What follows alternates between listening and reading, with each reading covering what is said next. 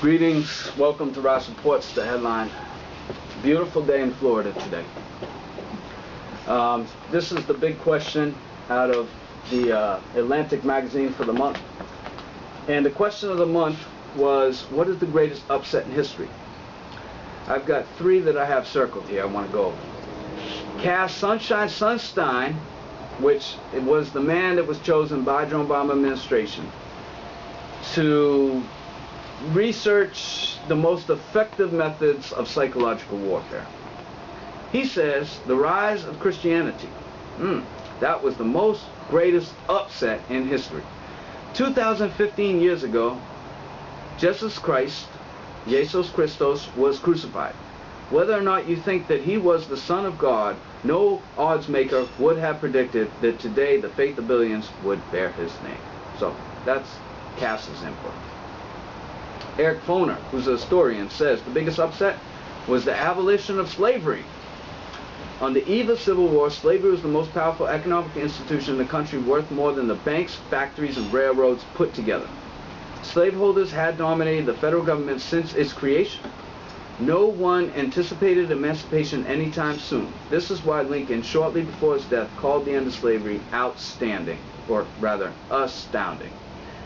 You know, Abraham Lincoln, he wrote that he wasn't in favor of freeing the slaves. He just saw it as a necessity to hold the country together. They knew that the rebellions were coming out. John Brown and these brave soldiers who are by no means terrorists. You know what a terrorist? Terrorists, people like James Wolfe, who lowered a woman tied to a chair into the water, into the middle of the ocean, because she had smallpox. That's what I call terrorism. Terrorism is the CIA putting somebody in a coffin box for days on end, or taping their eyelids open, or waterboarding them, or sticking a tube up their butt and feeding them water. That's what I call terrorism.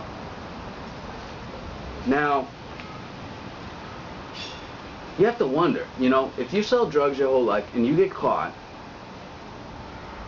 the government's going to make you pay for that. They're going to make you give up the material wealth that you've built from the drug sales. So how is slavery any different? I mean, it existed for 100 years. By the way, it wasn't that long ago. Of course, they want you to think it is. And the people that have profited off of the slave trade are still ruling things today. It's clear. And it doesn't take the internet to figure these things out. I mean, if you understand how economics works, the person with the most amount of money is the person that's going to be able to make the most amount of money. That's what capitalism's all about, isn't it? Keep the wealthy at the top and keep the poor at the bottom, forevermore. Patton Oswalt, comedian and author, says mammals winning out dinosaurs. Whatever upsets the balance, asteroid, climate change, clumsy time travelers gave us the space to climb down from the trees and take over the planet. I wouldn't have bet on our ancestors against the thunder lizards, but here I sit, typing on my laptop, which I'm now going to use to look at porn.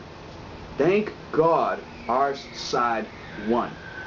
Well, Patton, maybe you climbed down from the tree, but I know I didn't.